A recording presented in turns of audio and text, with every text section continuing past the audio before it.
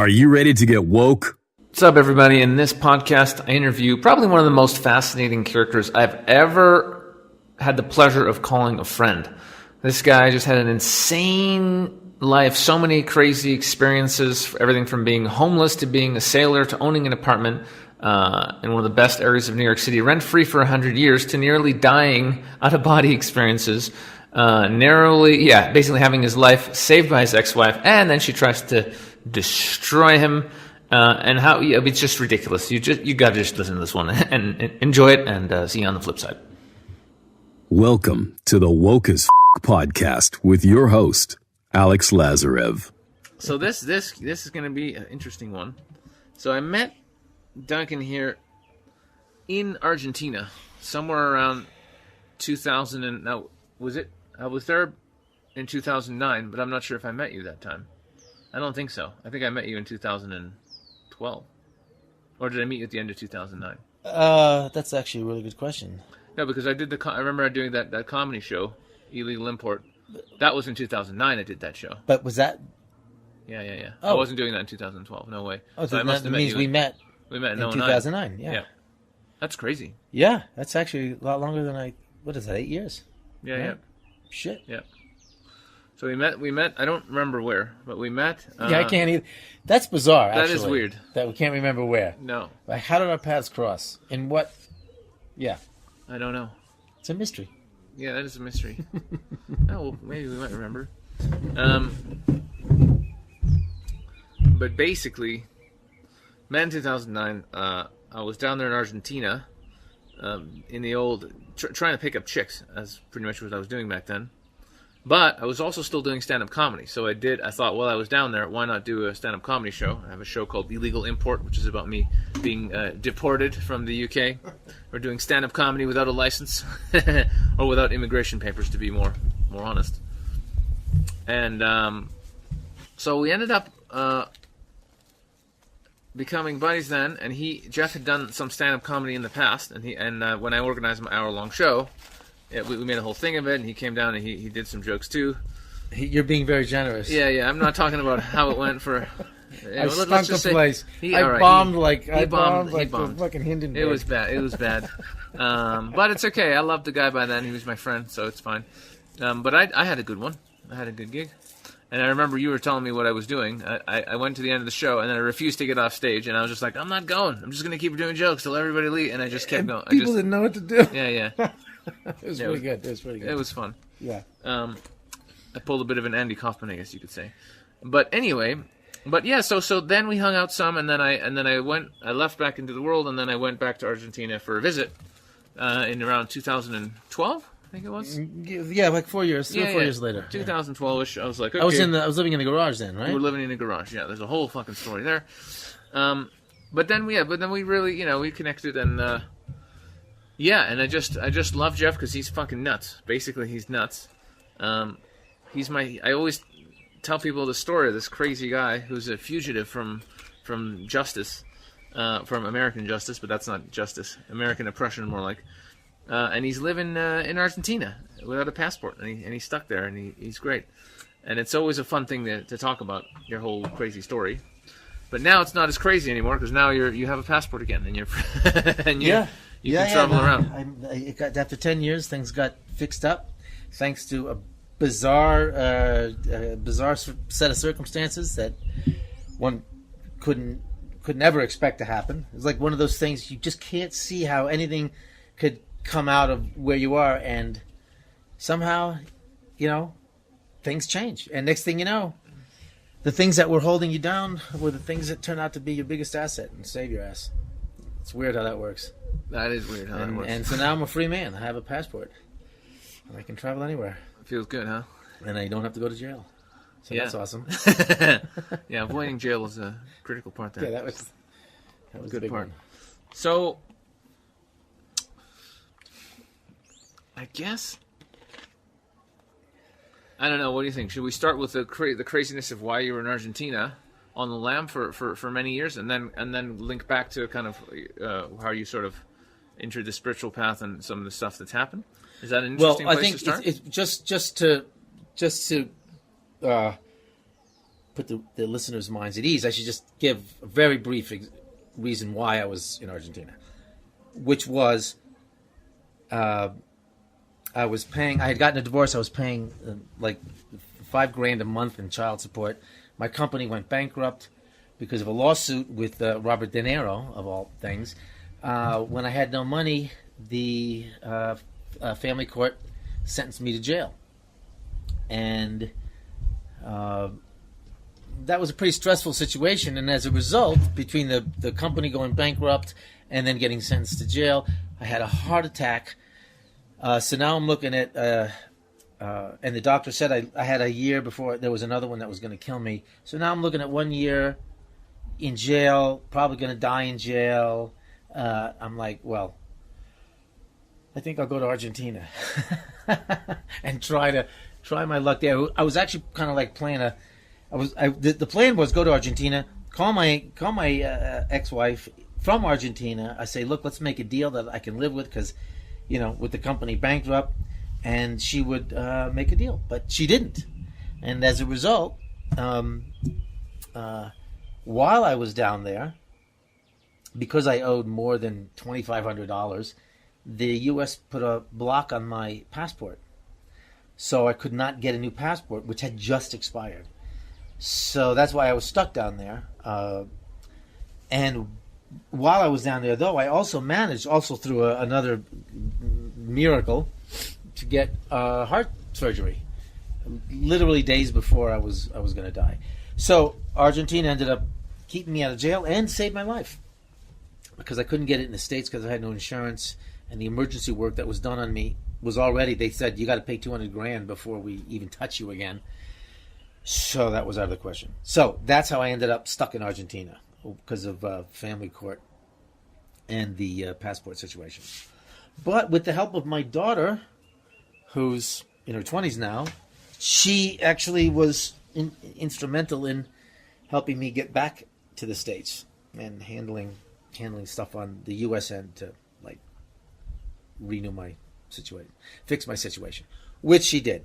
So that's the super short story of Argentina. That was a very, very succinct version. Very succinct. Very succinct version. And in a way, it kind of takes the magic away now that you're a free man, because we should have done this years ago when you were down there. You were a fugitive. It made it so much more exciting. And now it's like, oh, this guy used to be stuck. And now he can do whatever he wants. It's just it's not as cool anymore. It's just like a normal. Not only is it not as cool for the story, even in my life, I'm like, okay, so before I was a fugitive from justice, hiding out in Argentina, living on the lam. There was something kind of cool about that. Yeah. And now I'm just a schlep like everybody else. You're just some schlep. Yep. I got a passport. Yeah. Pay my taxes. Yeah. So it's not as good, but it's fine. It's fine. But we really should have done one down there. That would have been great. Yeah. Anyway. But that actually the only reason that has any value to this story is because what we're talking about here, and in general, our relationship has really nothing to do with any of that. It has to do with the spiritual paths that we're on. We just happened to meet in Argentina. Yeah, that was kind of really the only reason Argentina was part of that story, because we met there. Yeah, we met there. And that's where we hung out. And actually, one of my little secret goals was to somehow get Duncan a passport. So I was looking on the dark web. I'm like, I'm investigating, how can we get the, and I literally found places for with $5-6K, you can get someone's real passport that they're willing to sell, and then and they find someone who's literally your age, basically born around the time you're born, and then they literally put your picture in, whatever, and they tell you it's a real passport, it works 100%, but don't go to the country where it's issued, because you might, if you're pulled over or whatever, you might, there's another person there with your identity. Right. But if show up on the computer. Right. But anywhere other than the country is issued, you can go and you'll be fine. And I was literally like, dude, I'm pretty sure we can make this happen. So it was one of my secret goals to somehow get him the fuck out of there. But it worked out, and he's a free man. In the end, it worked out. Although I did buy a fake passport. I mean, a real passport from somebody. His name was Jorge Lupo, which I thought was kind of interesting because the Lupo, the Spanish for dog or wolf, and that's one of my spirit animals. So I thought, okay, and I actually used that for all contracts and traveling locally, was Jorge Lupo's ID. Interesting. Yeah, I kept it for. But it was such a shit show. Like you trying to write the government and like all the things you were trying to do to sort of legitimize yourself down there, and it's just like it was all for naught. Like it was just brutal. And also being down there, ultimately, because I was down there, it ended up getting me on the watch list for terrorist sympathizers. That's right. Because I was wiring money to my developers in Pakistan, because I'm a programmer and I had other programmers working for me. I was wiring money from Argentina to Pakistan to pay these guys, and apparently these guys were involved with Hamas in some way, and I had no idea. They were actually awesome guys. But because I was wiring money from what I discovered later was like the terrorist capital of the world, the Paraguay, Uruguay, Argentina frontier, where the borders meet, that's apparently where like all the terrorists go to, like, I guess vacation or plan or something. I don't know. But because I was wiring money from there to these programmers, I got put on a watch list, which really screwed me up with the banks in North America. They like shut me down. Nobody would touch me. I couldn't get any money in or out of the U.S. for that reason. Amazing, huh? It was crazy.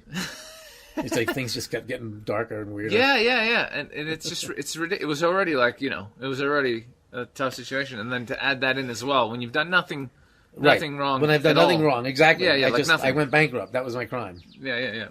And the reason Argentina wouldn't extradite me is because, like most countries in the world, they don't consider crime to be an imprisonable. They don't consider debt to be an imprisonable crime. Right. Like U.S. is really one of the last countries that has a debtor's prison. Yeah, it's amazing. And also, is it not correct that in Argentina, it's in their constitution that they don't extradite people, period? There is no extradition. I thought that was one of the main reasons everyone goes down there. It depends on the crime. If it's a really big crime, if it's like murder or something like that, actually they will. They will extradite you. But for most other crimes, they don't. I mean, they have an extradition policy, but you really got to be like a main bad guy. Main bad guy. I mean, war criminals were hiding out down there, so you really got to do something bad. Yeah.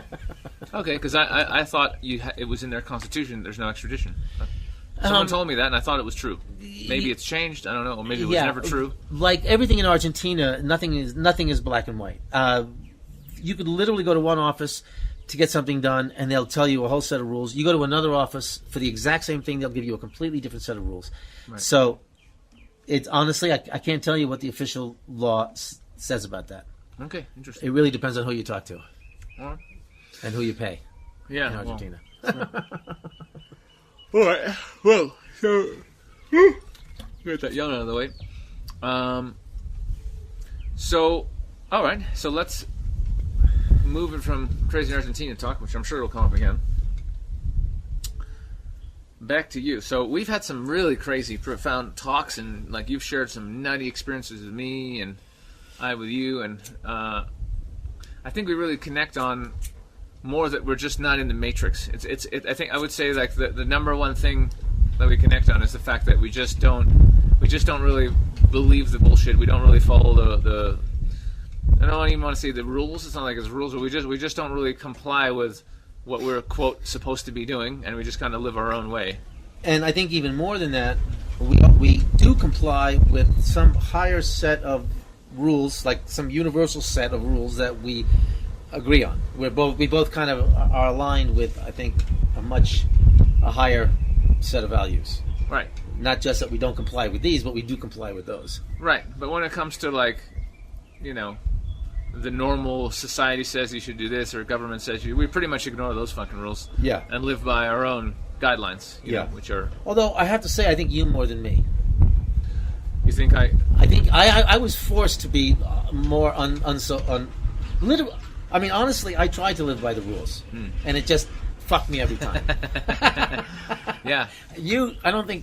I don't think you ever even tried to live by the rules. No. And I actually tried to. I tried to be a good boy, as it was. Yeah, no. And it just burned me every time. Yeah. I mean, I'm a good boy, again, by my standards, by society and the laws and governments, then no.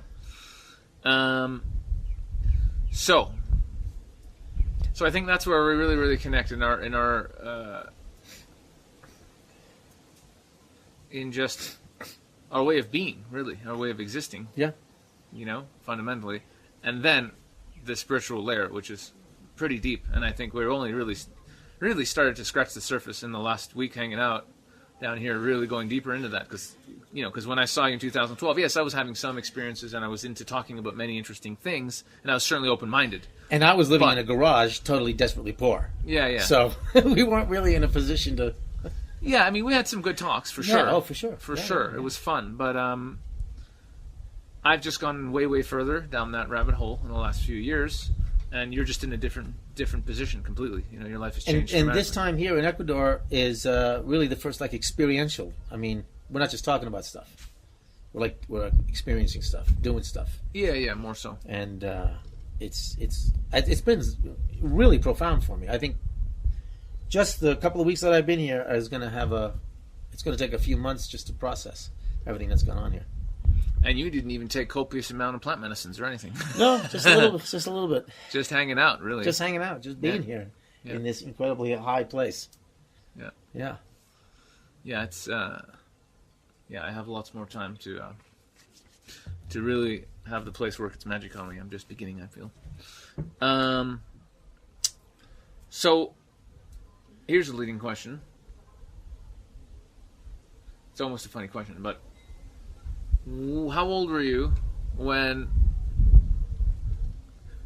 kind of you started, I suppose, where you were aware that you were going down this path, the spiritual path, in a conscious way, when you kind of went, okay, there's something more going on than I'm just this monkey, running around, Yeah, that's actually a really a profound question, because it was really when I was 6 years old, because that was when I had my first out-of-body experience. And when I told my mother about it, because it was an amazing experience where I felt I left my body while I was swimming, and I wasn't even swimming. I had the thing on, and I just kind of was floating in the water, and I felt myself leave my body, and I was swimming around the pool, and I felt incredibly free, and I felt huge. I felt gigantic, and I felt, as a 6-year-old, totally connected with something so much greater, but it didn't seem unusual because I was 6. The hell did I know about anything? I mean, I was still learning how to talk and shit. And I told my mother about it, and she freaked out. She totally freaked, because I told her I was swimming underwater without, I didn't need to breathe. I was just floating around. And she freaked because she thought I was going to drown or do something stupid or whatever. And my reaction to that was I shut down that experience. I'm like, oh, that's a bad experience, right? Because when you're 6, you listen to your parents. And so that was the first time that my experiences clashed with, society or the norms. But it wasn't until I was a teenager that I rethought it and thought, well, that's something that should be explored, and not, my parents were wrong. So it was in that time, I had a few more of those experiences, and it was, I was kind of afraid of them after that, because I'm like, oh, I'm doing something that I'm not supposed to be doing, or that's going to be dangerous, or my mother's going to be mad, or whatever.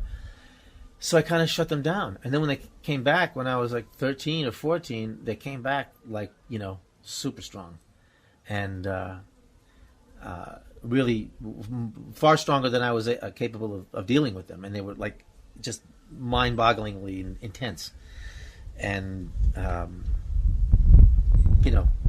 going through adolescence with those experiences, it kind of made me a little crazy for a while. Okay,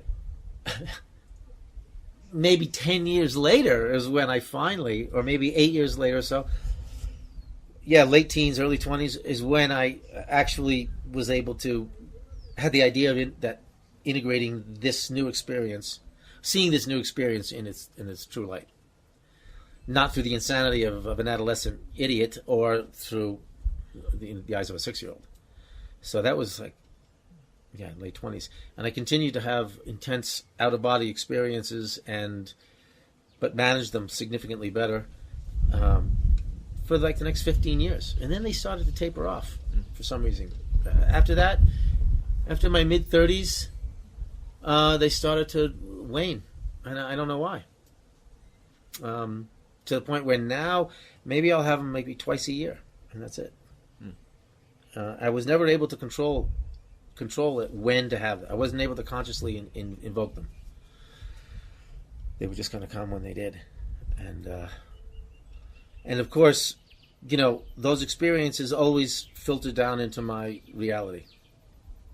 My reality would change as a result of those experiences. So it's one of the reasons I'm convinced. It's one of the reasons why my physical life has always been pretty unpredictable. Because I was doing stuff on this other plane that I couldn't control. Not that I really wanted to control it. Those experiences were amazing, but when they filtered down into the physical world, they almost inevitably caused some sort of friction or conflict, because, you know, the physical world is just not there. So that's the answer. 3 different realizations: at 6, at the beginning of adolescence, and at the end of adolescence. 3 different views of how to understand these experiences. Have you thought about why you think these were happening to you?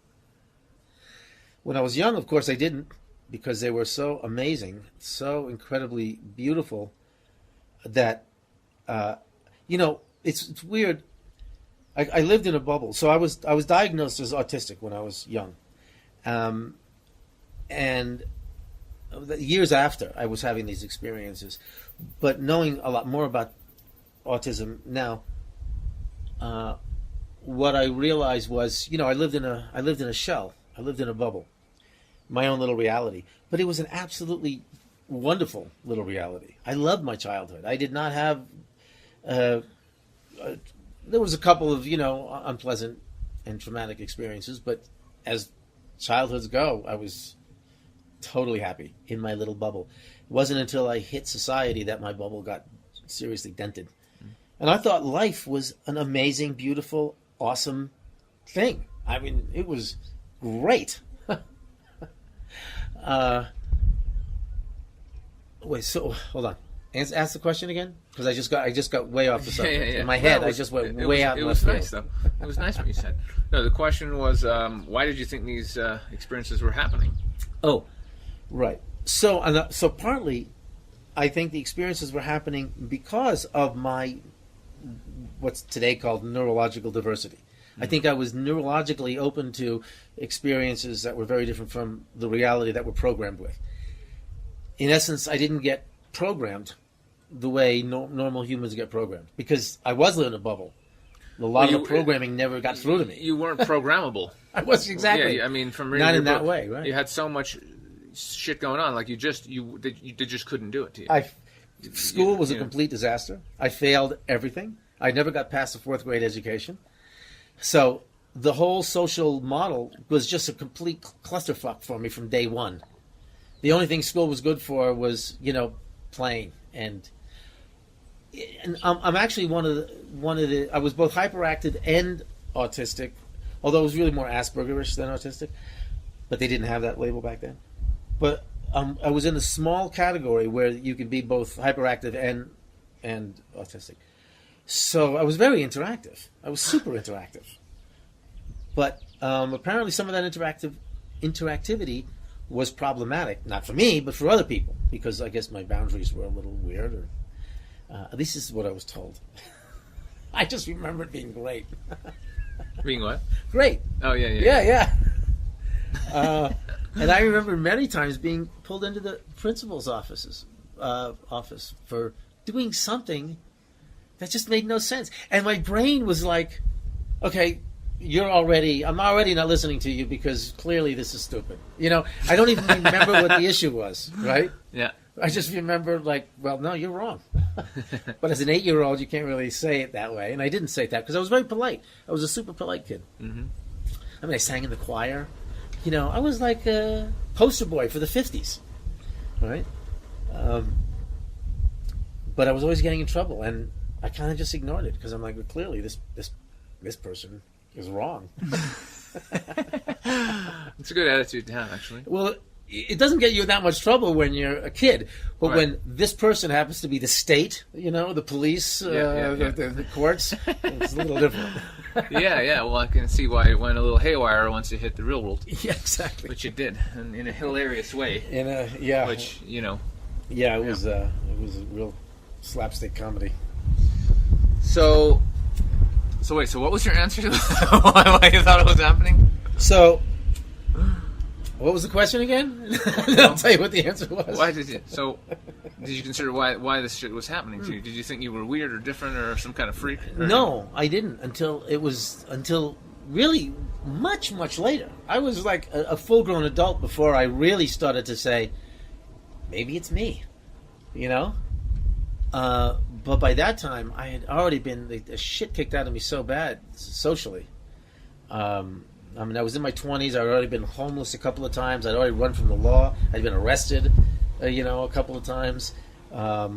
So I was, by the time I actually stopped and said, maybe it's me, there was already, I was already carrying tons of baggage about that. And, okay, but to really answer the question, I unconsciously, especially during my adolescent years, I am sure a lot of my my antisocial behavior came as a result of me feeling like I was at odds with society. But as an adult, the question was, how do I integrate myself with society? Although I will say, and I'm sure this was directly related, I always had this kind of this wish for doomsday. Whenever there was a disaster or something, I'm like, wouldn't it be so great if the whole world was destroyed? That would be awesome. I don't think like that now, but I'm sure that was an expression of my frustration with the world in an unconscious way. But yeah, for the most part, I always tried to integrate it. I never really questioned why I was the way I was. It was like, well, that's the way I was. Okay, and I'm just trying to. So I don't know if that answers the question. So, Whoops. I guess all there is to say, without going into your whole crazy life story, which is insane, but a lot of it is just you doing crazy shit and getting in trouble and magically getting your way out of it, and there's fucking hilarious stories which are all in your book. Yeah. But it's a spiritual podcast, so let's focus on that. Why don't you share, like, I don't know, one of your really profound yet fucking crazy, hard to believe for normal people, but totally welcomed on this podcast, experiences where the crazier the better, honestly. So I'm gonna, the first one I want to share though isn't so crazy, but I think it's probably one of the most profound, at least for me, and that is when I was very little. So there were an experience I had when I was very young is probably still the guiding light of my life. And we lived on the edge of the desert in California. And I remember I was outside and I was eating an orange and I was staring into the sun, which I had been warned not to do many, many times by my mother, of course. But I was essentially doing sun gazing unconsciously and sucking on this orange. And I had this, all of a sudden, I lost everything became integrated. The orange, the sun, me, the desert, the heat, everything that I knew as a child, existence as I understood it as a child, and me became one. There was no division, and so much more. Obviously, I literally became like one with the universe, and didn't question it at all. It was just an amazing, beautiful experience, and I felt this knowing. I had the knowing. And I'm putting it in words now that I never could have put in words at the time because it was just a knowing. But if I would have put it in the words, it was that I am, a I am a creation of the universe. I am a creation of God. And my concept of God back then was pretty loose. But it was still a child's concept, that there was some infinite power in the universe that, controlled everything. And I was a piece of that. And I had all of the, it was like a moment of bliss where I knew I was that, or at least a piece of that infinite perfection. And I remember one of the funnier things, thinking back to it, is I used to have to go to Sunday school. My parents would send me to Sunday school. And I didn't mind Sunday school. We sang songs, and there were these stories and everything. But I remember once I got into trouble because they were talking about the devil and how the devil tempts us, and we should, stay away from the temptations of the devil and all that stuff. And I thought, the devil is the greatest creation of God, because it is the devil that's like the bouncer to heaven. This was like my 6-year-old thinking. Right? It's like the devil kept everybody who wasn't like good from going to heaven. And I thought, thank you, devil. Right? And I said that to the Sunday school teacher. I'm like, well, the devil's, I can't remember exactly what I said, but it was along the lines of, well, isn't the devil doing like God's work? And she wasn't, I didn't really speak up much after that in class, in Sunday school, because it was not received well. But the idea that, to this day, I think back to the fact that, each one of us, obviously that experience I had is an experience everybody can have. I was not, I knew I was no more unique than anything else in existence. But when you're thinking about, or when I'm thinking about, what is the path that I'm on, I'm constantly reminded that whatever path I'm on, it's the perfect path. I don't need to find, and I say this actually for everybody, no one needs to find a path. They're already on the path. You're already on your path. You just really have to kind of like open your eyes and realize you're on a path, have faith in yourself, have faith in whatever it is that you believe created you, that we're all on a path already. And even if people are on what we would consider a very negative path, okay, that's still their path. And everything evens out in the end, right? People have to learn different things. Some people have to learn about greed, and they have to learn about power, and they have to learn about, enslavement and these sort of things from both ends of the sticks. I mean, so, right. So that's like the thing that I always go back to. Some of my crazier experiences. I'm trying to think of one of the crazier ones.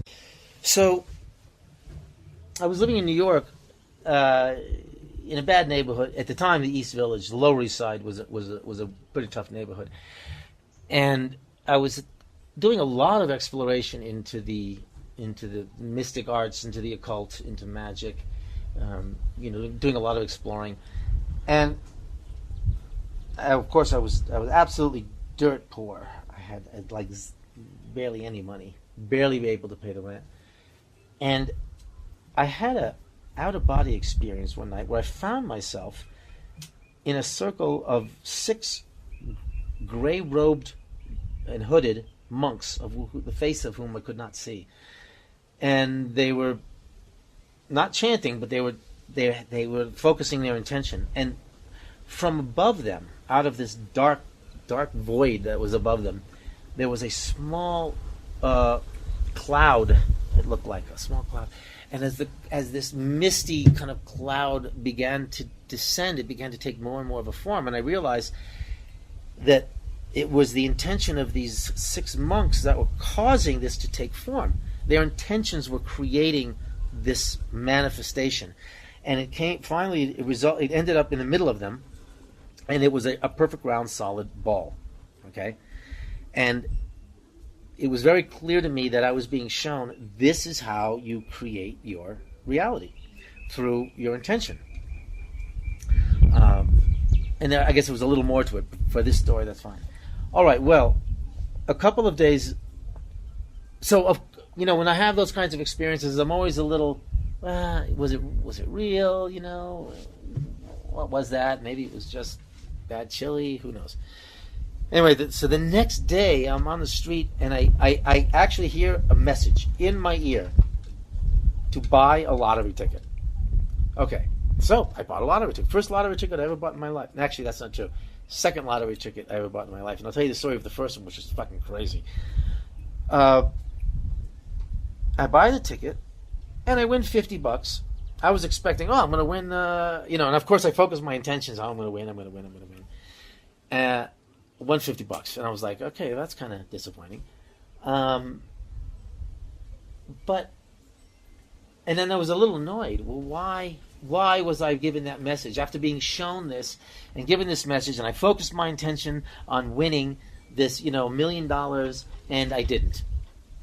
All right. A couple days later, I'm being evicted because I hadn't paid my rent and I had no money, and I'm like, well, shit, what am I going to do? I have no money. New York, it costs thousands of dollars to move in anywhere, first, last, months, realtor fee, etc. So, with an intention that I had not known before, because I was about to be homeless and I knew how that was. I had been homeless before in New York. It's pretty damn miserable.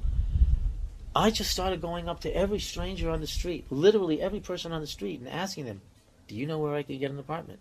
Do you know where I can get an apartment? And people looked at me like I'm nuts.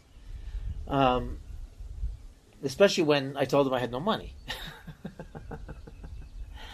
And I did this for days. I mean, maybe like 3 weeks. And my intention was absolutely, it got more and more intense as things got more and more desperate. And I walk into a cookie store and I say, do you know where I can get an apartment? I have no money, and I'm going to be homeless soon. And the guy said, yeah, actually I do. Okay. So he brings me to this. So the guy tells me he's part of a community organization that is housing for poor people. And he brings me to this place to look at, and it was burned out, but it was big. I said, I'll take it. Okay, great, I got a place. Well, the next day they said, no, you can't take it. The city won't let you because it's not zoned. I'm like, shit, I'm out of luck again. The next day, some guy dies on the 6th floor of this apartment building. And he said, this guy came to me and he said, look, this, if you don't mind living where somebody had died, a place just opened up. And I was like, as long as the body's been removed, even then, yeah, sure, I'll take it. Move into the place. The place is, it's a studio, but it's fantastic. The rent is $65 a month. I move in there. 10 years later, no, not even 10 years later. That was in the late 70s. 5 years later, 6 years later, the tenants all get together, and we actually moved to take over the buildings so that we own them because the city was getting rid of them. We started that process. There were 17 buildings that got in together on that. We ended up taking over ownership of the building, and I ended up, and only 5 years ago, we finally finished the legal process, and I ended up with a 99-year lease, rent-free, in a 2-bedroom apartment in one of the hottest neighborhoods in New York City. And when I do the math, 99-year lease, rent-free, it's many millions of dollars. It's like more than I ever would have gotten from the lottery ticket. And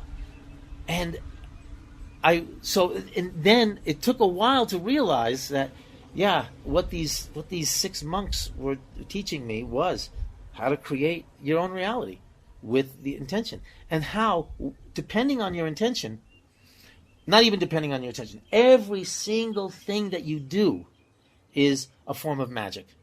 You are imbibing your intention in every action that you do. It's magic. Whether you realize it or not, it's magic. When you realize it, you can use it to your advantage, but when you don't, you're effectively magically creating your reality, whether you realize it or not, just based on what your intention is on with everything that you do. And with that, with that in mind, it's clear to see why so many people are miserable because they don't realize that we're all magicians, and they're just creating, a reality that doesn't work because they don't realize. Because they're not being conscious with the creation. And their intention is all fucked up. Or there is no intention. They're just or there is none. Surviving. Maybe that's even worse. Right. Maybe that's no intention at all. You're just completely rudderless. Well, it's probably not as bad as going around fucking people and spreading pain. But most people aren't evil. They're just, they're just clueless. And but even then, I think there's an intention, but it's just a very self-serving intention, short-sighted, self-serving intention. Right. Survival. Right. Yeah. Sure. So that was, and now my daughter lives in that place, and her kids will live in that place, and her grandkids will live in that apartment, rent-free, until 2110 or something. Wow. That's crazy. Right. So that was a real eye-opening experience for me as to the true nature of magic. And we think of magic as something outside of... And I was very into like ceremonial magic at the time, but that really shifted my thinking. Like, no, man. The ceremony is just to make your intention clear. We're all magicians, and we're all performing magic all the time, and don't realize it. So just the part where you said, where you were shown that, was that in a dream you were shown? It was in an out-of-body experience. Oh, it was an out-of-body experience where you saw these... Yeah. These six gray hooded monks. Couldn't see their face. Just they had gray robes and gray hood. Yeah. It was very ominous looking, like something out of Eyes Wide Shut or something. But it was very, the six monks, just focusing their intention. And there's another really good intention story that is kind of magic based, and that's when I was in. Before that, when I was homeless in New York, and it was one of the coldest winters in New York, and I was absolutely freezing my ass off, and there was no food, I had no money. I performed a ritual magic to get some food, and then I went out that night waiting for food to fall from the stars. I had no idea how it was going to show up. And I come, and after hours of walking around in the freezing sub-zero cold in New York, feeling completely failed in my attempt to manifest food, I come to the theater. I was living in the back of a theater. I was sneaking in every night on 13th Street. And there's 4 bags of food on the steps. 4 o'clock in the morning. 4 full bags of groceries on the steps. And there's just like no way somebody accidentally left them there. I mean, it was 4 in the morning. There's nothing even open. So, yeah. So I took the food, and clearly to me that was a result of the consequence of the cause of my intention or my magic. In that same episode, in the same time in my life, okay, so I ate the food that sustained me for a while, but clearly I was still in bad shape. I got very, very ill, and because I had a Merchant Marine card, I was able to go to the Merchant Marine Union Hall, where I went to just to stay warm. So in those days, the way it worked was, you had a card, and if you had never shipped out, you were considered a Class 3, and I was what's called an ordinary seaman. I was a Class 3. Now, when a job came in, what they did was they said, all right, we have a job. All the Class 1s, people who've spent more than 10 years at sea, were first offered the job. The oldest card got the job. If none of them took the job or wanted it, it would go to the Class 2, which were people that spent more than 1 year at sea. If none of them wanted it, it would go to the Class 3, and the oldest card got it. Well, this was at a time when shipping was really like falling apart. More people were shipping with other Panama and Iberia and these places. U.S. shipping was taking a dive. So the Union Hall was always packed. Hundreds and hundreds of unemployed sailors. So as soon as the job came in, boom, it was gone. There was no way I was getting the job. Literally hundreds of other sailors would have had to turn down the job before it got to, I even had a chance to go for it. So I'm in the Union Hall.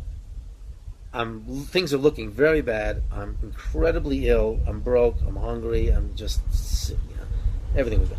So I did another kind of ritualistic thing, which really, the ritual is just to help focus your intention.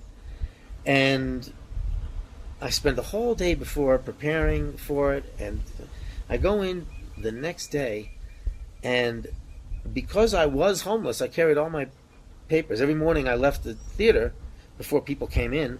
I took all my papers with me. Passport, I had a little bag, usually had a couple books in it, and that was about it. So I'm in the Union Hall, kind of focusing my attention, and then I would read some books, and a job comes in, and the guy says, look, you have to, there's a job, you have to leave right now to go to Italy. Right now. You have to be on the plane in an hour. So I'm only going to accept papers from anyone who can show me a valid passport. And I was the only guy in the whole place that had their passport on them. Everyone else had it back in their house because they had no reason. And people were like, I couldn't believe it. I showed my passport and the papers, and the guy he handed me an envelope with tickets in it, said, go upstairs. I had to get some shots or some other shit. And I got the job. And half the Union Hall were literally yelling at me. They were pissed that some newbie idiot who'd never been at sea before just got this job in Italy. And within an hour, I'm sitting on a plane. I'm totally disgusting. Hadn't showered in weeks, maybe even months. I'm sitting on the plane. Hadn't eaten. The plane food was delicious. I couldn't even afford the $1 for the headphones.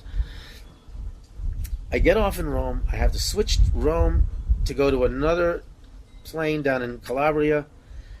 Get off in Calabria. Had to switch to another single prop plane, which flew me to the island of Sardinia, and we landed at the shipping base airport, small airport, just for the shipping base. And I get there. Everyone's speaking Italian. I can't speak any Italian, and I'm trying to find where my ship is, the USS Mediterraneo. And finally, there was some guy I managed to communicate with, and he goes, "Oh, yeah, that ship did not come in." I'm like, "Well, where is it?" He said they went to Greenland, or they took a detour. They're fucking somewhere else. And I'm like, well, okay, now what? I'm homeless in Sardinia, Italy, which was a huge upgrade from being homeless in New York, that's for sure. But I'm like, well, what do I do? And the guy said, well, you look, go to the U.S. Embassy, and maybe they can do something. So I had to walk all the way to the U.S. Embassy, which was a long way, but I walked all the way over there. And I tell the guy what happened, and he's like, oh, yeah, no problem. This happens all the time. Put you up in a hotel. They had a embassy limo drive me to the hotel. I go to the hotel. I walk in, and I could swear I could almost hear angels singing. This room was so unbelievably gorgeous. It was all white. The sun was coming in. I had a balcony that overlooked the Mediterranean. It was insane, and it was actually such a shock, a dramatic switch, that I actually wondered if I had died in New York, and the whole trip going over the ocean, going through the gates were actually filled by military men carrying guns, because the Red Brigade was big at the time. They had just kidnapped Aldo Moro, the Italian prime minister, and killed him. Taking another little plane and another plane. I wondered if all of that was just my brain's attempt to make sense out of the passage from life to death. Crossing the river Styx, for example, was the ocean, etc. I had this whole like thing built up in my head, and while I'm wondering if I had actually died, there's a knock on the door, and I open the door, and they roll in this plate of fruit and cheese and wine and bread, and it was like it didn't even matter if I had died or not. I'm like, who cares? This is unbelievable. And I lived in this hotel like a king for 3 weeks before the ship came in. Wow. Still had no money, still totally penniless, but I'm eating like a king every day. I'm going down to the beach, sunning on on my patio and on the Sardinian coast. Oh my God, it was the shock was immediate. And then my ship came in, got on the ship, and I was making so much money. I was making about $75 an hour doing nothing. And people wonder why the U.S. shipping industry was falling apart. They were paying me for 12 hours of work a day, 4 of which, of course, was overtime. So I was getting time and a half for 4 hours plus, and my job was to just swab shit, clean stuff. I was an ordinary seaman. You clean that, swab that, just like. And I got off the ship with a pocket full of money. And actually, the first thing I did when I got off the ship was I went and I bought some photography equipment because I was totally into photography, and that's where I met my first wife, who I married like 10 years later. She was the one that sold me the equipment. But that was another example of intention. How, and the fascinating thing there was the thing, because I was homeless, I had my passport, and because I had my passport, I was the only one able to get that job. How the thing that is your biggest liability can turn around and be your biggest asset. The exact same thing happened in Argentina. I would be dead right now were it not for that exact same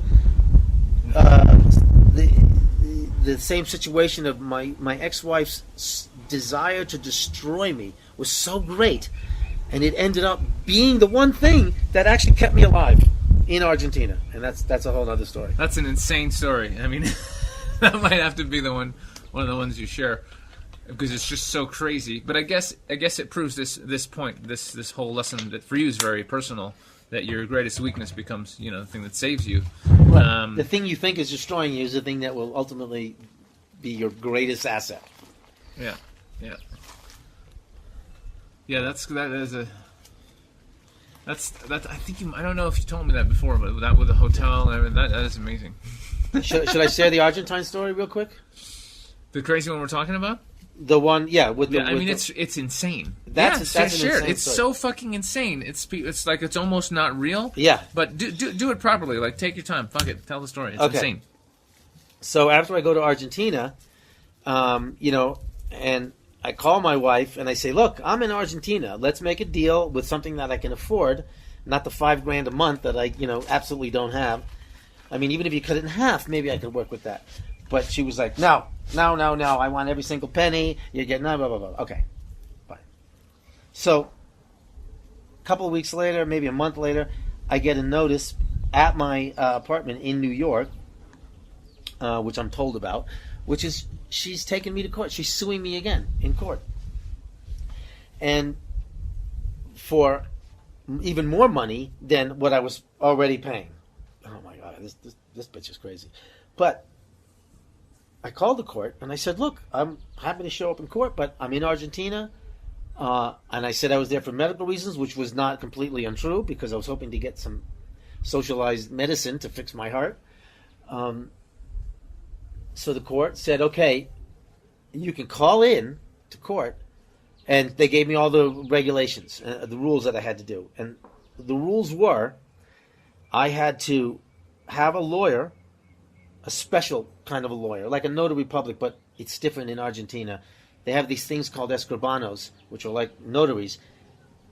But unlike a notary in the States, where anybody can be a notary, you need 4 years of a law school plus 2 more years to be an escribano. And the significance of that is, when an escribano writes something on a piece of paper and stamps it, it's considered an irrefutable fact. If the escribano goes and says the wall is green, then the wall is green. Doesn't matter what color it is, it's green. So escribanos are incredibly, what they say is the law. All right. So I had to have an escribano there who had to make notes of all of this. And I had to have a translator from Spanish to English there. And I guess I needed a witness, whatever. So the day comes, I go to court, I call in, we're in court over the phone. Needless to say, I am, found guilty and sentenced to an additional 6 months in jail. So now I'm looking at a year in jail. And what really kind of shocked me was when I lost, the judge wanted to know when I was going to come back and serve my time. And I mean, I just started laughing. I'm like, how does that... I couldn't understand. Was she serious, or was she saying that because she kind of had to say that? Like, why the hell would anybody go back and serve time for, this non-crime crime? Anyway. So, I now have the piece of paper from the escribano saying that, Duncan Stroud, who lives at this address, blah, blah, blah, appeared on this date in court, blah, blah, blah, was found guilty, blah, blah, blah. 6, 7, 8 months later, I guess I would have been in, so that was about 6 months, 5 or 6 months into my being in Argentina by the time we had the court hearing. 5 or 6 months later, my heart condition had gotten so much worse, which is exactly what the doctor said, that it got to the point where I couldn't walk anymore. The pain was 24/7, could not walk, could barely breathe. Breathing was okay, but I was always like suffering. My heart was not getting oxygen, and I could feel that because it was constantly trying to pull more blood to get more oxygen, which is what caused the pain. And the pain was part of literally my heart dying from asphyxiation, from suffocation, because it wasn't getting there. Because the main aorta coming into it, or the main vein going into it, was like, it turned out to be like 98.3 or something % clogged. It was like completely clogged.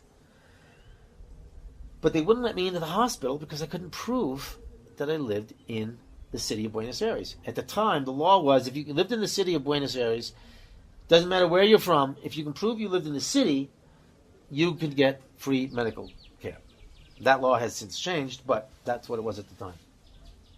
I showed him my contract for my landlord. I got a document from the police who didn't care at all that I was illegal and had no passport. I got a document from the police saying I lived there. I got every piece of evidence I could possibly get. They rejected all of it because the police, anybody can bribe the police to get that contract. That's bullshit. It's not a legal document. Blah, blah, blah. They always had one reason or another. And it was down to literally days before it was it. I'd already given up. I had laid down on my bed and I'm like, okay, I'm just going to die in this little shithole apartment I was living in a bad neighborhood next to the bus station in Buenos Aires, and that's it. That's the end of my life. And a woman who I had been teaching tango to secretly, because she was like an upper class woman, and tango was considered, not an upper class thing. So she was secretly wanting to learn tango. I had stopped teaching her months before because I couldn't walk anymore, let alone teach tango. So she took all the papers that she could find. She came to my house, got all my papers. She went to the hospital. They rejected her. And then we remembered that I had this one piece of paper from the escribano that said, Duncan Stroud lives at this address. And it was like, we had a hard time even finding it because it was almost thrown away because, who cared? We found it. She brings it to the hospital. Hospital sees it, boom. The next day, I'm under the knife. The next day, I'm getting the heart surgery. And that's when they told me, it's amazing. You just came in under the wire. This was really close. And they put 3 stents in me. And I lived. I lived because my wife, my ex-wife, was so determined to fuck me, she brought me to court to sue me for more money, and I ended up being found guilty, an extra 6 months in jail, but because of that, I got to live. And I was like, thank you, you crazy bitch, thank you. Your evilness and animosity and hatred towards me ultimately saved my life. And just in case anyone's not clear, just clear it up. Like that piece of paper was the piece of paper that... Yes, the piece of paper that the Escribano wrote when I went to court, where I was found guilty and sentenced to an extra 6 months in jail, Skype court, yeah, was the piece of paper that the hospital, the only piece of paper that the hospital would accept as my proof that I lived in the city of Buenos Aires. And as soon as I was accepted, I was in the next day in the hospital. And I went back to that hospital. Geez, I think I had like 5 heart surgeries in Argentina, all in all. What year was that event? Well, so that must have been what? I got there in like 2000, the end of 2005. So that must have been the end of 2006. Oh, that early on, okay. Because it was like within the first year. It was like 1 year after I had my heart attack in New York. Now, here's an interesting thing. So I was born on the 17th. I'm riding my bike down 2nd Avenue. I turn on 17th Street. Right in front of the emergency room doors of the Beth Israel Hospital, one of the best hospitals in New York City, on 17th Street, I have my first heart attack. Fall off the bike unconscious. I see the last memory I have is I see the security guard coming over to look at me like, what's up with this guy? I wake up under the knife in the emergency room, and I can hear them saying they don't know if I'm going to make it or not, because apparently there were some complications. But they did this emergency stents. Okay, so I lived. They charged me $200,000 for that emergency work. I go to Argentina. Now, the reason I ended up having to go in the first place was because I lost a lawsuit with Robert De Niro. And then I go to Argentina. Right. Robert De Niro was born on... So the day of my heart attack was August 17th. Robert De Niro was born on August 17th. I go to Argentina, where my life is saved. Argentina...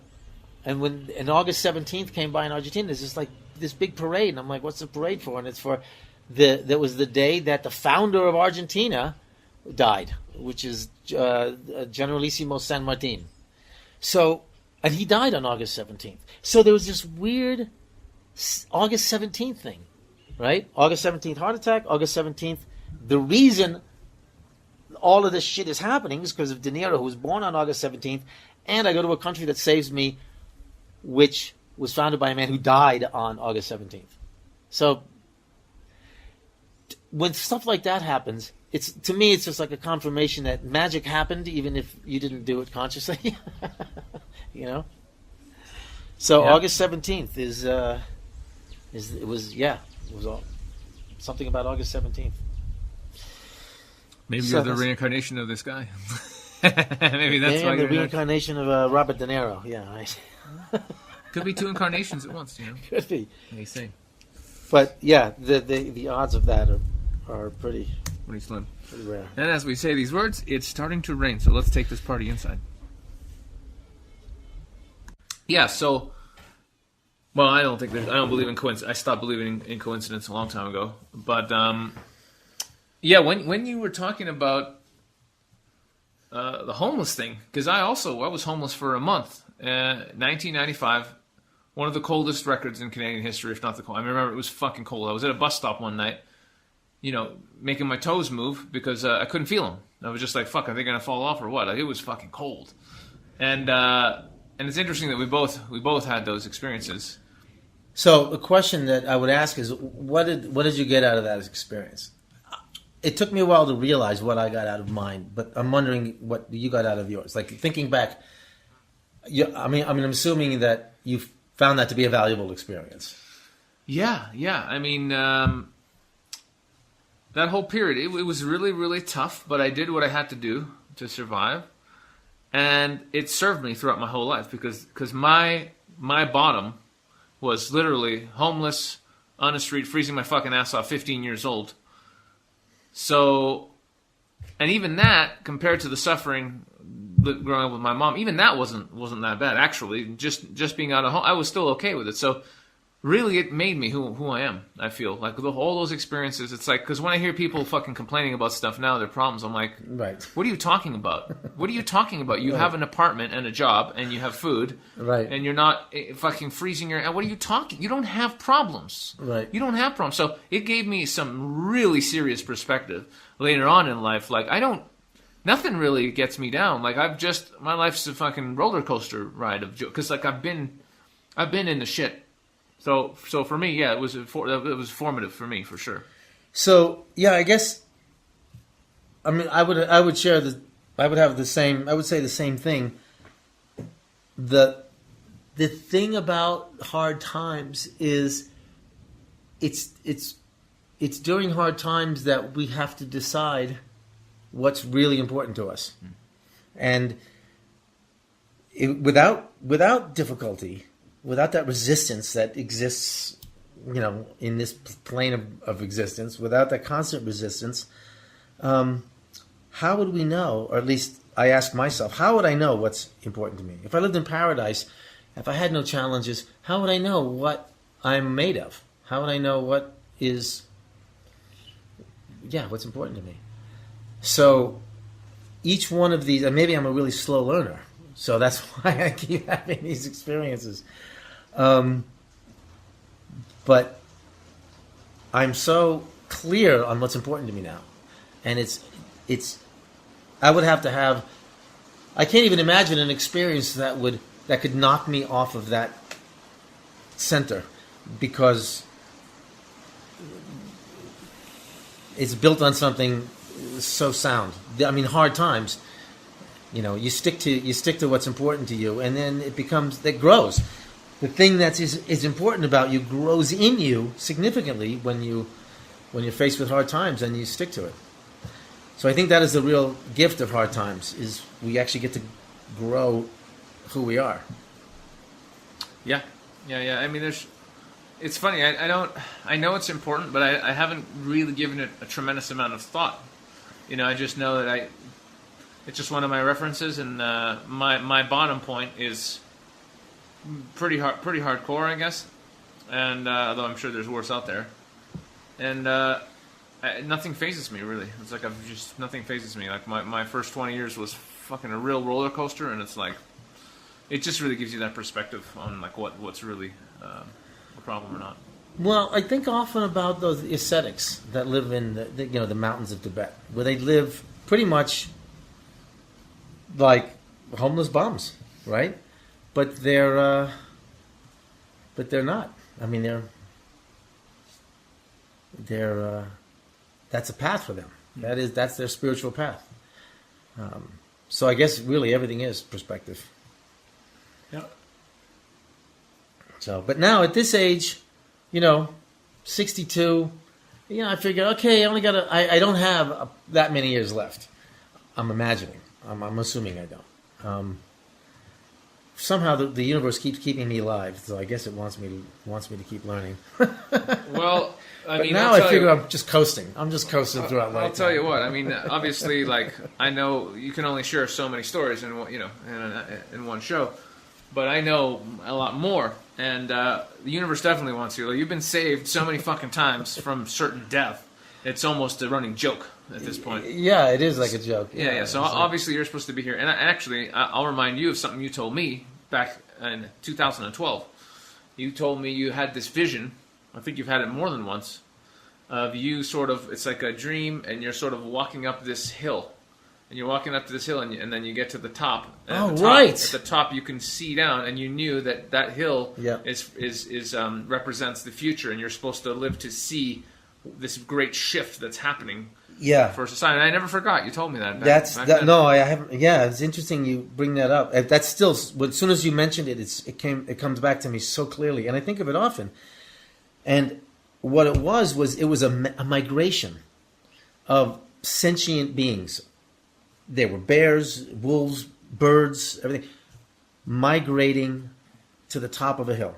And the sun was about to rise.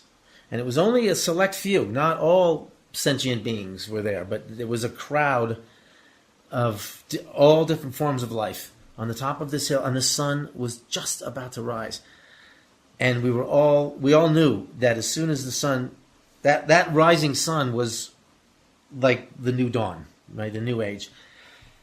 And what has always disturbed me a little about that dream, or that vision, was we never saw it rise. Does that mean I will not get to see it rise, or does that mean I'm going to see it rise when it happens? You know what I mean? It's like I never. There's a little doubt in my mind if I'm going to actually see this new age rolled in. But the vision was very clear. There was a new age that's upon us for those who can awake. And what was interesting about that, and it was a whole long vision, but what was interesting about that was there were signs in that vision that it was going to come. And one of the signs was mass bird deaths, which were happening some years ago. There were mass bird deaths all over. And there was a couple of other signs I'm still waiting to see. I think some were very personal and wouldn't apply to everybody. But the mass bird deaths was definitely one of the signs that the new age was about to dawn. It's part of the transitional pains of this new dawn, this shift. Yeah.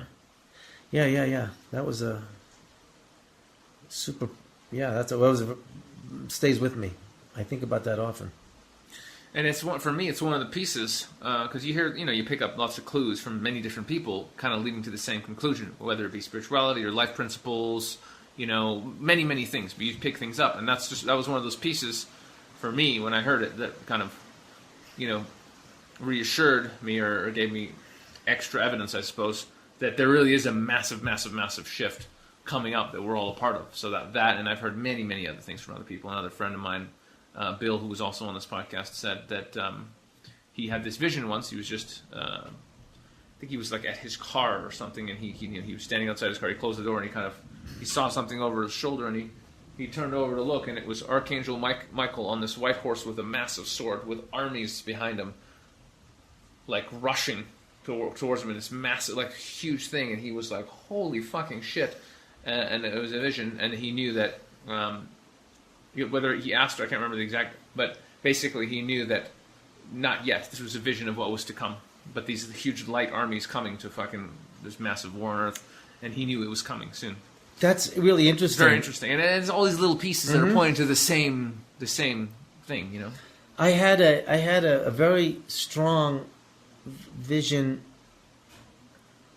kind of similar, but it was a bit darker, where I was in a desert, and there was like what looked like a dust storm coming to me. But as I got closer, I realized it was not a dust storm. It was an army, and it was a pretty nasty army. It was not an army of light. It was like an army of destruction.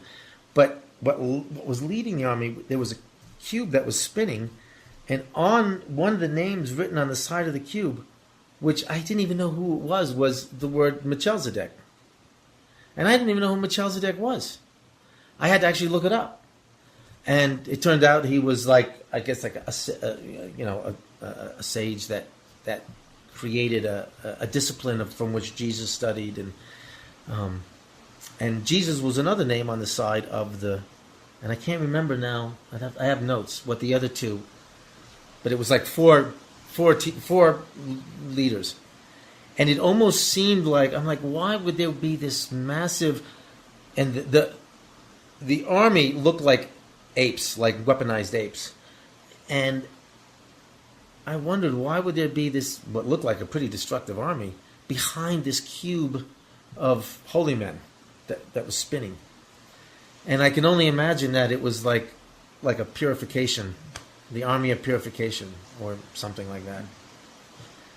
I don't know. It's hard to decipher some of these things that you see. It's hard to. But yeah, well, there's an army coming. That much seems clear. Yeah. Hopefully it's a good one. Yeah. But I think it's here, and And it'll cause some pretty big turmoil in society, as I guess we're already seeing to some degree. Although I think it's really just the beginning. yeah, I think in a lot of ways we're just beginning. Yeah. Um, I mean, I'm very worried for my kids. I'm going to be an old man when the shit really hits the fan. My kids will be, yeah, in the middle of it. yeah. But Well- they chose to fight this battle. Well, they chose to show up here. That's so, what I mean. Yeah. you know. But yeah, well, it's getting super rainy, and we've gone over time, so I think we'll leave it here for now, and we'll be back for a part 2 next time we reunite. Cool. But for those of you who are curious, his book is insane. Tell them where to get it. Yeah. Amazon. Actually, if you go to you can go to legallyblindthebook.com, and there's links for the print copy or the ebook version, and there's a bunch of posts on there. It's like my blog where I post crazy, weird stuff. Or you can go to Amazon and search for Legally Blind by Duncan Stroud, and I think it's on CreateSpace as well. But there's a link also to there, I think. So, yeah, Legally Blind, Duncan Stroud. It's a steal. It's a huge book with amazing, crazy adventures and teachings in it, and it's like $2.99. So Yeah, no and excuse not to get it. the book is written in 2 ways. It's like the story, my biography, but it's broken into. I use the stories of my experiences to explore things that affect everybody. To explore social issues, spiritual issues, and other issues. So it's both a personal story as well as like a series of essays or investigations into these various topics. So there it is, folks. Get your copy, and then you can be fully informed when we come back for part 2 in a while. See you in the next one.